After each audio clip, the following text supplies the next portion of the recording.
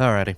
All of my theories were wrong about the next Walpurgis. I've added 4 mistakes to the counter thanks to that. Anyhow, with the 9th Walpurgis coming up, we've got quite a few things to cover this time around, notably the lore of the Dawn Office and everyone's favorite butterfly twink. What's in common between these two? Not the most. Yuna has butterflies on her case, and Solemn Lament has that monochromatic butterfly aesthetic. Not the strongest link. Regardless, let's get into who the Fixers of the Dawn are first. The Fixers of the Dawn, those coming out of the Dawn Office, are a small but exceedingly competent fighting force with 3 Fixers from grade 5 up to grade 3. They are a scarily competent bunch, however aren't hired as often as you might imagine, as they are a small office, making certain jobs rather difficult to take on.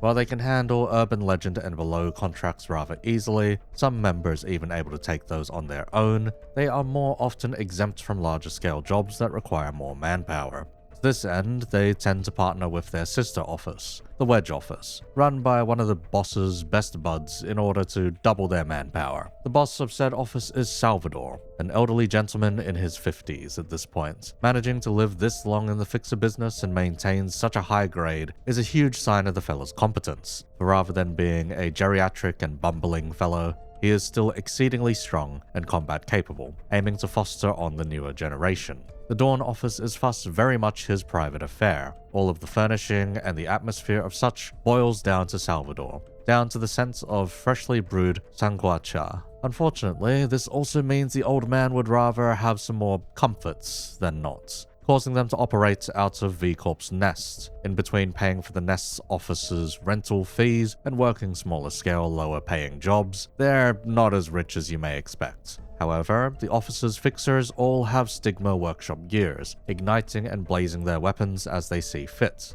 As a result of their small scale though, Salvador runs this as something of a family, working in harmony with one another. A rather gentle seeming place to raise the next generation. He is very much the mentor sort, and attempts to teach the fixers below him many things, as we see with his interactions with everyone else. We will get his full backstory in just a bit, as we should give a brief on the other members first. Yuna would be the next in seniority. She is a grade 4 fixer of the Dawn. Compared to Salvador, she's only in her mid-30s and works fairly well as a solo operative. She enjoys going out for walks in parks and mahjong, and allegedly has good grip strength and stamina. She likes milk tea and coffee while disliking repetitive work. If that sounded like a true crime profile to you, that's because we really don't get too much on her, whereas Salvador makes some cameos and has some mentions thanks to his reputation that we can infer from. We only get a few glimpses at Yuna during the main story, with the rest being pulled from her profile in the art book. Most of what we see of her is either as a rather competent fixer and solo operative, which gets reflected in her lone fixer passive later, and otherwise she is shown handling the case of Thousand Needles, which we'll get to later as it is contained within her key page alongside Salvador's. Then comes the grade 5, Philip.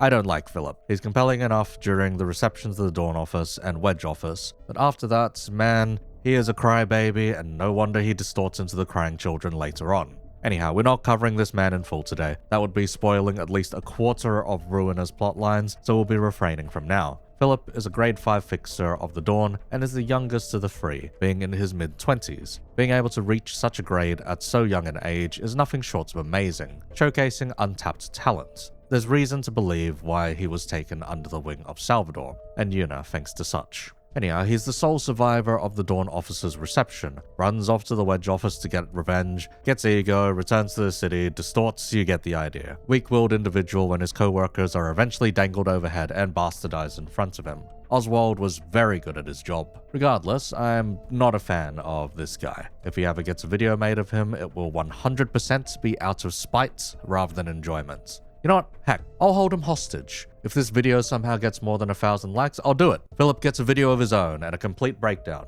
Your time limit is this month, else the deal is off. Before diving into the Fixers' histories, I'd like to cover their fighting styles and weapons of choice. All 3 of them carry very different armaments, and it's all reflected in the key pages and combat pages they bring to bear. Salvador is the guiding mentor sort, and offers a surprising amount of defensive buffs to his team, while bringing to bear quite a few offensive capabilities with his Zweihander and additional pair of swords. Guardian offers 2 protection to 3 random allies. Conveniently, the number of members members from his office. Likewise, the Crack of Dawn provides 2 protection to 2 random other allies, but also offers a bloody high rolling slash, something of a signature move if anything. Going beyond that, his main combat page is Flash of Sunup, a core slash page early on in giving a draw and 2 slash die. Due to the evade die in the middle, this can be read as something of a strike, feint, then strike again. Functioning as such, as if the evade is successful, the next die of an opponent has its power reduced by 2. Unfortunately, this evade rolls bloody low and is unlikely to really get off. The other half of his kit plays into Burn, the main commonality between all 3 of the Dawn Officer's members thanks to their Stigma Workshop weaponry. His passive, Light of Daybreak, also plays into this, offering additional stagger damage if he hits anything with Burn already. This can more or less be seen as the fella making use of his enemy's weakened states and throwing them off balance once they're already getting burned by the officer's attacks. Sunset Blade is a combat page that is a relentless assault of 3 offensive dice, all inflicting burn. Thanks to the effects of Stigma Workshop weaponry, it deals even more burn than it already would have. This all plays into quite a strong offense while having solid defensive ground to work off of. All that to say, Salvador is an offensive powerhouse with decent support capabilities. If we get all of these upscaled for Limbus, it would be a welcome addition to any team. Yuna is a specialized lone operative on the other hand, that being particularly useful for an office of this size. Lone Fixer is a very powerful passive that offers free strength when no other allies are present. This makes Yuna particularly scary when left as the last member of the Dawn office alive during their reception.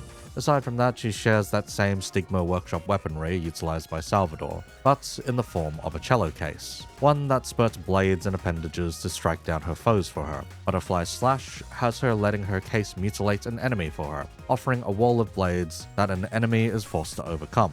This is represented by her putting down her case in the artwork to form a blade wall, while the page itself has a defensive die in the middle. The second card unique to her is Eject, wherein she lets blades fly out from her case, once again doing the fighting for her. To a certain extent, this can all be seen as her letting her case do everything for her, rather than engaging in direct combat. I would argue that the automation provided by the case allows her to fight groups more competently, hence playing into the lone fixer idea more so. Otherwise, due to the case doing the fighting, she can act as a field monitor for the rest of the fellas in her office and allow for strengthened coordination in that way. At least that's how I would see it. As for Philip, he has one of the strongest passives in the game that we don't get to abuse in Passion, but otherwise fights like a Salvador in training. One blade, stabbity, just getting a hold on Sunset Blade, etc. No, we are not covering the crying children or anything else here. That's for you fellas to work towards. Else he is forever being held hostage. All that to say, it's an office of a mentor and his 2 pupils. Salvador is attempting to foster the new generation best he can through Yuna and Philip,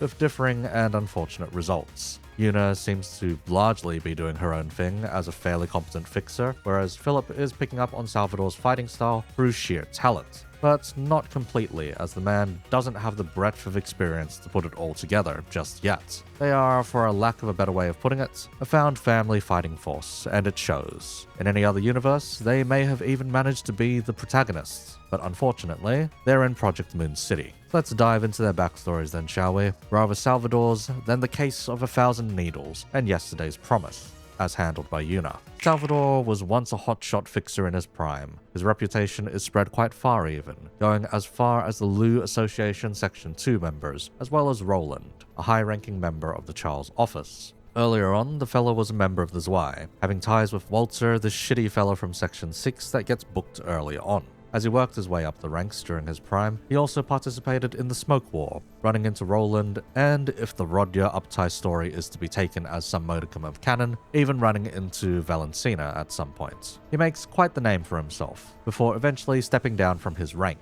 This makes him rumored to be around grade 1 during his prime, having voluntarily taken a few steps down. Being able to earn a place in a nest is evidence enough of his competence in that regard, really. As for the events of Ruiner, we need to talk on the events of the 1,000 Needles case that the Dawn office had been handling right before the jaunt over to get booked. The case of the 1,000 Needles is a nasty distortion that affected the backstreets of District 22. The inciting incident follows a fellow walking the backstreets before swelling up and exploding. This had the effect of melting buildings and structures upon embedding needles from said explosion. Now, if those needles impaled someone else, another person, they would detonate much the same as the original fella. The horror didn't exactly end there, you see. By the arrival of Yuna on scene, the clumps of flesh had collected into a 10-foot monstrosity that threw out far more devastating needles. Compared to just melting from the impact of these needles, buildings would helplessly liquefy. Aside from that, just bearing a gaze too closely or too long at the thing would cause you to detonate as well. Salvador's page then goes on to talk of a deal dealt with a devil, linking yesterday's promise to the whole affair. It's a harrowing interview at a fixer's office that regards said devil and a backstreet resident. There's a level of madness on display, but ultimately it is disregarded for the time being, outside of potentially linking the whole affair over to yesterday's promise. Following all this is Yuna's page, a continuation through audio tapes and testimonies, more on the contract that breaking it would likely have a horrific penalty, and even extra terms in return for gaining power. We finally get one more testimony, just witnessing the incident firsthand, but otherwise that's all we really get. It's something of a mess being displayed through witness accounts and whatnot, but it does showcase the horror of distortions, even those that are set at the urban legend rank. We later learn that Yuna goes on to solve this case on her own in the Dawn Office's introduction. Speaking of which, the fate of the Dawn Office is quite straightforward. A storied office, and one of decent repute within V Corp's nest. Due to the erasure of the library's classification to urban plague, it placed a reasonable bounty on the damn thing, plus sending off a request to the Dawn Office by the Zwei Association to investigate or otherwise handle it. Philip has just been promoted to grade 5. Yuna had just finished off the 1,000 Needles case, and now all 3 of them were good to go. Salvador had seemed quite confident going in, even using this as a teaching experience for Philip. That said, they sorely underestimated things and of course get booked. Well, Yuna and Salvador do. Philip goes on to do his own thing. Quite a lot of his own thing. 4 entirely separate fights of his own thing in the future. Anyhow, I don't think I can fully do most of this justice with just words, since there's inevitably plenty of details I missed, even with all of the stuff I've just covered. But the most important, I suppose, moving forwards, is that there was something of a messy tension within the office. Philip has a crush on Yuna, Yuna seems too friendly with Salvador, and Salvador has a wife. All of that makes things really bloody messy in future, especially as Salvador keeps raising death flags, the most criminal most likely being, "We should have a chat afterwards, Philip." He then proceeds to get booked with Yuna, making things several times worse later for Philip. Anyhow, that's all I have to say on this small potential office. Kim Ji-hoon said he wanted to revisit lower-powered officers and scale them up to modern sensibilities, so who knows? This could even be them making higher grades rather than being stunted at 3 and 4 in the library. Now let's look at the other monstrosity on the banner, abnormality rather. It's the monochromatic butterfly twink. The Funeral of the Dead Butterflies, a massive fan favorite due to a bloody fantastic aesthetic and cool as hell theming. They're a multi-appendage, monochromatic, butterfly head and themed humanoid undertaker, well dressed in a suit like the average denizen of the city, while having a large coffin held out back by 2 massive arms, a butterfly emblazoned on the head side. The butterfly that makes up their head seems to be made up of multiple overlapping butterflies to boot. This He-level abnormality is one of the worst bloody things to work with in Lobotomy Corporation. As a new player, this thing enjoys kicking in your teeth, with rather annoying conditionals to work with, and avoid cleave-off counters decreasing. Notably, if you have less than 3 justice while working with them, the fellow lowers their counter. When someone with more than 3 fortitude does the same, it also lowers. This makes this thing have an annoying stat requirement, needing someone squishier to keep around, with a decent amount of justice. As justice trainers are scarce early on, this does become something of a bitch if this is your first one, since few, if any, of your employees will be starting with enough stats to deal with this. God forbid you send someone with a low justice and high fortitude, as he breaches instantly in that particular case. Anyhow, if he does breach, he deals a moderate amount of white damage just by pointing fingers at you and spawning butterflies out of midair, and otherwise floods corridors with sanity sapping butterflies. If sanity bottoms out as a result of any of his attacks, that employee just dies instead of going into panic. After this happens enough, you'll be very familiar with his funny pinging noise every time he lines up a shot. That's followed by an echoing serenity as your employees' corpses are surrounded by monochromatic butterflies. As for their story, it is as follows. Where does one go when they die? Where did all the employees who worked here go? They must have returned home. to a haven where family and warmth await. The employees cannot leave. Once they join the company, the only way to leave is to resign. Then those resigned employees must have returned home, having earned what they wanted and being full of hope. We are the feathers of a wing. Resignation isn't as simple as you think, just like how a feather doesn't detach from a wing of its own will. Then where did all those resigned employees go?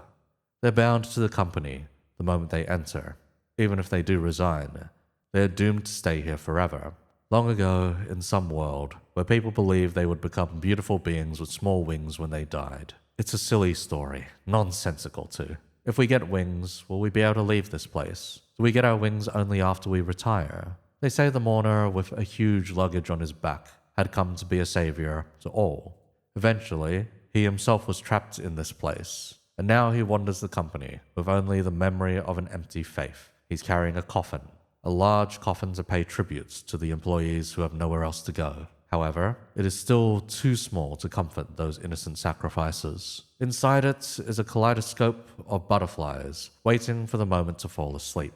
Until then, they flutter their wings uselessly. The wings that may have been many jumbled into one, or one split into many. Butterflies are supposed to pollinate flowers, but not a single proper flower blooms in this place. There is no choice but to wait. After all, there must be an end to every world. A lot of this is intertwined with the plot of Lobotomy Corporation. Rather, a shocking amount of it is just spoilers for Hockma's section of the story. I'll eventually get around to doing a full Lobotomy Corporation video once I get to finishing that up, since I'm currently at Hockma's core suppression anyhow. It is nonetheless a dreary story that becomes closer to reality than you'd expect. In some ways, this abnormality is potentially one that originates from Lobotomy Corporation itself, at least in having that much information about its inner workings. Coming back as an undertaker that wishes for these employees to finally have rest is rather tragic when you see Hockma casually bring back an employee and freeze them away in post. Anyhow, let's get on to their functioning. As ego gear in Lobotomy Corporation, Solemn Lament is a pair of guns that requires free justice to equip. They rapid fire between the two, alternating white and black damage. The flavor text reads as such. The somber design is a reminder that not a sliver of frivolity is allowed in the mind of those who mourn. One handgun symbolizes grief for the dead, while the other symbolizes early laments for the living. Very edgy, very cool. As for the ego suits, we're looking at an Undertaker's garb, one with rather solid resistances to the SP draining damage types, but suffering against red and pale damage. The flavor text reads as such. The Undertaker's outfit belongs to those who pay tribute to the dead. Only a solemn mind is required to express condolences. There's no need for showy accessories. If you see a mound standing out in the middle of the desert, please do not desecrate it. It is the grave of the countless butterflies that have died in this place. It's a very romanticized look at the profession, but one you'd hope for when they're the fellas handling the deceased. It's rather odd to see in the city nonetheless. After all, funerals, as we learn from Twining Threads, are something of a rarity. Last, that ego gift. It's a bloody coffin of your own to lug around. It offers +1 to almost everything.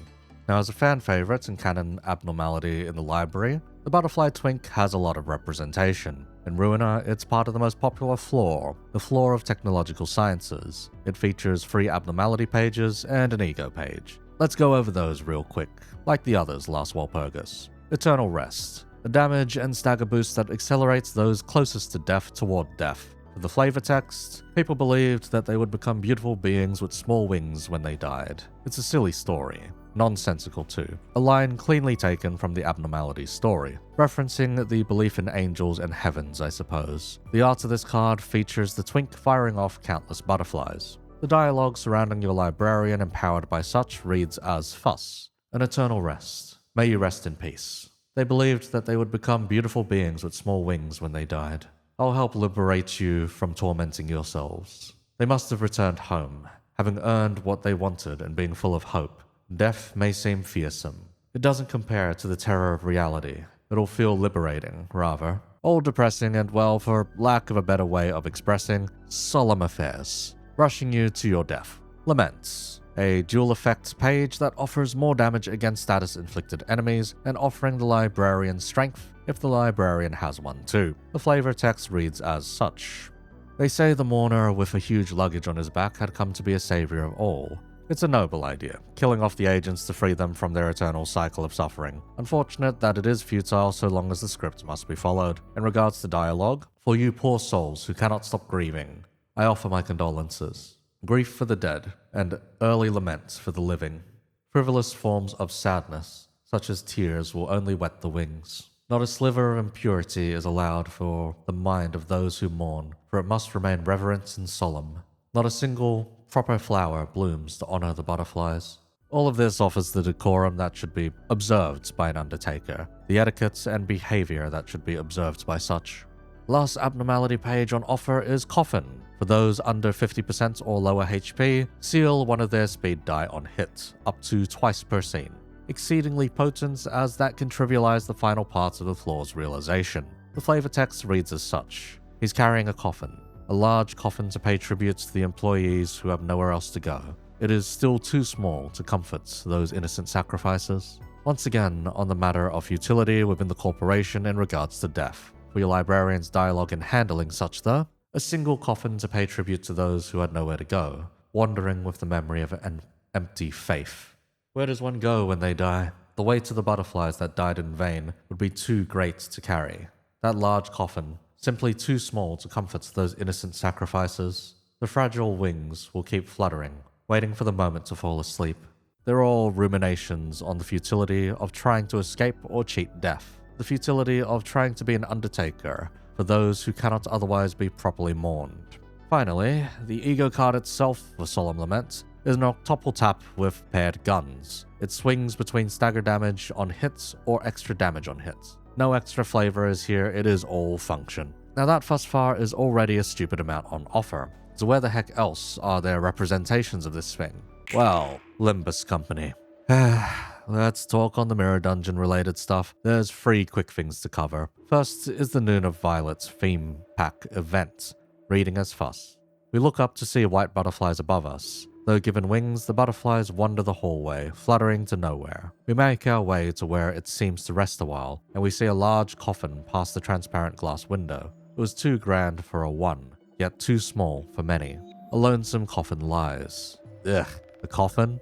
I have a bad feeling about this. We probably shouldn't touch it, right? Yeah, that'd be the safer choice. But what if there's something in there that could help us? You may choose to leave it alone for a HP and SP heal alongside some cost, or open it up for the ego gift Rest, that of which helps manage SP loss and otherwise increases damage to sinking affected targets on heads hit. Not bad at all. When leaving it alone, it thus reads, we solemnly paid our respects to the coffin, past the door, then left. Butterflies without a home dance, fluttering towards us on a shearing, cold wind.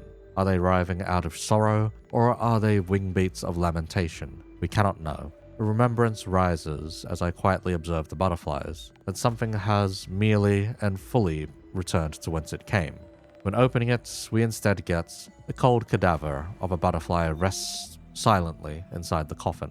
The white butterflies who so desperately fluttered their tiny wings in the faith that there must be something there at the end are no more, gone, unnoticed by all. What lies past the periphery of death, one asks. Truth be told, there is nothing, nothing at all. Both rather eerie results, all things considered. The next thing to mention is the Death Seeker Rupture gift. It depicts those monochromatic butterflies, but weirdly doesn't have anything to do with low HP, just large boosts to a few sinners' Rupture offensive capabilities, notably on single coins, which I guess in Ruiner, Solemn Lament technically is. Being Rupture instead of sinking though is kinda funky. The name of such Death Seekers does make sense though, as butterflies from the abnormality normally crowd around the dead. Last seems to be an aberration or variant on Funeral of the Dead Butterflies, Funeral of a Dying Butterfly. This fellow is encountered in a random event and wears slightly different drip to the original. Its butterflies seem to be made of newspaper instead of being strictly monochrome. There's a lot of options and whatnot here, so I won't be covering them for now. Just note that it either hands out a charge or sinking gift. Said sinking gift is those butterflies once again, but as a tier 1 ego gift made of newspaper, and geared toward SP healing instead of offensive capabilities. Beyond those, we have to talk about the ego gear user and standalone ego we have, Solemn Lament Yi Sung and Solemn Lament Gregor. The first one is one of the best sinking payouts in the form of Butterfly. He's a fantastic clasher that offers a sinking payout in the form of living and departed stacks through his unique Butterfly debuff. His uptide story is quite straightforward. He's working with the Butterfly Twink and ruminating on their conversation. Afterwards, he rendezvous with his safety team captain to handle the ordeal. A Dawn of Violets. There's a back and forth between the two while they go about their business, but nonetheless, it's mostly a reflection on Solemn Lament's whole shtick and how Yi Sung has come to empathize with it. Last but not least, Gregor's Solemn Lament. As an ego, it is a potent finisher and status activator, as well as applying plenty of Butterfly to capitalize off of it. It's one of the stronger and flashier ways to finish fights, but otherwise quite terrible at clashing, if you don't use the corrosion. The Awakening heavily mimics the original from Ruiner with its rapid-fire coin reuse, but instead of getting all those easy reuses for free, he has to lose sanity for it instead. Still one of the cooler egos we've gotten. And well, cool enough apparently that we need a new one for Yi Sung. Anyhow, that's the rundown of some fan favorites. Perhaps there was some stuff you didn't know, or plenty that you already did. Nonetheless, thanks for listening in or using me as second monitor content. If you enjoyed the video, like below, and if you'd like to see me cover the kits and release a guide, go ahead and subscribe. We're just at the precipice of 5,000 subscribers, and I want to thank each and every one of you for getting me this far. Really, really appreciate it. For those that have gone the extra mile though, those would be my YouTube members Ane and Iwa, alongside my Patreon supporters Artie and Derp. You can find ways to join both down below, or otherwise donate to the Ko-Fi to support further. In terms of events this month, I've been running a large-scale Project Moon roleplay in my Discord server. It'll be going for the duration of the month. If you're interested, go ahead and learn the font system of my own creation, and ask to get onboarded in the TTRPG hub of the Discord channel, where there will be plenty of fellows willing to give you a hand in joining up. Regardless though, thanks for listening in. Appreciate it.